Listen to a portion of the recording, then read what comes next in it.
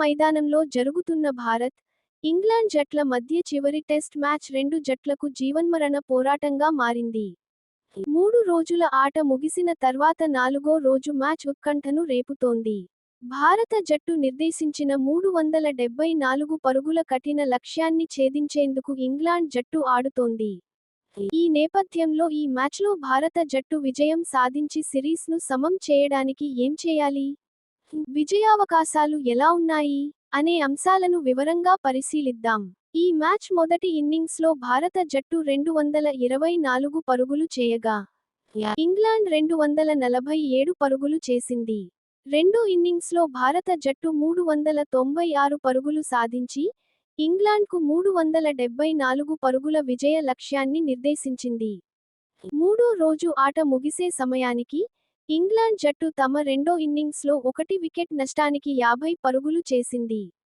Opener Jack Crawley, 14 వికెట్ను ఆట చివరి బంతికి మహ్మద్ సిరాజ్ తన అద్భుతమైన యార్కర్తో పడగొట్టి ఒక కీలక మలుపును అందించాడు. ప్రస్తుతం బెన్ డకెట్ 34 పరుగులతో క్రీజులో ఉన్నాడు. ఇంగ్లాండ్ జట్టు విజయానికి ఇంకా 324 పరుగులు అవసరం. భారత్కు అవసరమైన 9 వికెట్లు. ఈ మ్యాచ్లో టీమిండియా విజయం సాధించడానికి ఇంకా 9 వికెట్లు పడగొట్టాలి. ఇంగ్లాండ్ జట్టులోని కీలక ఫాస్ట్ బౌలర్ క్రిస్ వోక్స్ మొదటి రోజే భుజం గాయం కారణంగా ఈ టెస్ట్ నుంచి పూర్తిగా నిష్క్రమించాడు. దీంతో ఇంగ్లాండ్ జట్టు ఒక బ్యాటర్ తక్కువగా ఆడుతుంది. ఇది భారత జట్టుకు చాలా పెద్ద సానుకూలాంశం కావడం గమనార్హం. అందువల్ల భారత జట్టు 8 వికెట్లు తీస్తేనే విజయం దాదాపుగా ఖాయమైపోతుంది. గెలుపు కోసం భారత జట్టు వ్యూహం ఎలా ఉండాలి? ఆరంభ వికెట్లు కీలకం. 4వ రోజు ఆట ప్రారంభంలోనే వికెట్లు తీయడం చాలా ముఖ్యం. ముఖ్యంగా క్రీజులో దూకుడుగా ఆడే బెన్ డకెట్ వికెట్ను త్వరగా పడగొట్టగలిగితే ఇంగ్లాండ్ జట్టుపై తీవ్ర ఒత్తిడిని పెంచవచ్చు. కొత్త బంతితో మహ్మద్ సిరాజ్, ప్రసిద్ధ్ కృష్ణ తమ అద్భుతమైన బౌలింగ్ను ప్రదర్శించాలి. సిరాజ్, ప్రసిద్ధ్ కృష్ణ పాత్ర, మొదటి ఇన్నింగ్స్లో చెరో 4 వికెట్లు తీసి ఇంగ్లాండ్ జట్టును నియంత్రించిన సిరాజ్, ప్రసిద్ధ్ కృష్ణ రెండో ఇన్నింగ్స్లోనూ తమ దాడిని కొనసాగించాలి. సిరాజ్ ఖచ్చితమైన యార్కర్లు, ప్రసిద్ధ్ వేసే బౌన్సర్లు ఇంగ్లాండ్ బ్యాటర్లకు ఖచ్చితంగా సవాలుగా నిలుస్తాయి. స్పిన్నర్ల ప్రభావం 4, 5 రోజుల్లో పిచ్ స్పిన్ బౌలింగ్కు అనుకూలంగా మారే అవకాశం ఉంది.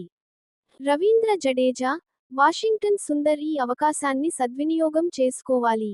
రవీంద్ర జడేజా ఖచ్చితమైన లైన్ అండ్ లెంగ్త్, సుందర్ వైవిధ్యమైన స్పిన్ బౌలింగ్ మిడిల్ ఓవర్లలో వికెట్లు తీయడానికి సహాయపడతాయి. బజ్ బాల్కు ప్రతిఘటన, ఇంగ్లాండ్ జట్టు బజ్ బాల్ అనే దూకుడు శైలిని అనుసరిస్తోంది కాబట్టి భారత బౌలర్లు నిదానంగా ఉండాలి. పరుగులు ఇస్తున్నారని ఆందోళన పడకుండా సరైన దిశలో నిరంతరం బౌలింగ్ చేసి బ్యాటర్లపై ఒత్తిడి తేవడం ద్వారా వికెట్లు తీయగలరు. ఖచ్చితమైన ఫీల్డింగ్. మొదటి ఇన్నింగ్స్లో ఇంగ్లాండ్ జట్టు 6 క్యాచ్లను వదిలేసింది. అలాంటి పొరపాట్లను భారత ఆటగాళ్లు చేయకుండా, లభించిన ప్రతి అవకాశాన్ని సద్వినియోగం చేసుకోవాలి. ఒక మంచి క్యాచ్ కూడా మ్యాచ్ గతిని మార్చే సామర్థ్యం కలిగి ఉంటుంది. ఓవల్ మైదానం చరిత్ర భారత్కు అనుకూలమా? ఓవల్ మైదానంలో 4వ ఇన్నింగ్స్లో 263 పరుగులకు మించి ఛేదించి విజయం సాధించడం 120 సంవత్సరాల క్రితం జరిగింది. కాబట్టి 374 పరుగుల కఠిన లక్ష్యాన్ని చేరుకోవడం ఇంగ్లాండ్కు అంత తేలికైన పని కాదు. భారత బౌలర్లు తమ ప్రణాళికలను సరిగ్గా అమలు చేస్తే, ఈ మ్యాచ్లో భారత జట్టు విజయం సాధించి, సిరీస్ను 2-2తో సమం చేసి, చారిత్రాత్మక విజయాన్ని నమోదు చేయడం దాదాపుగా ఖాయం.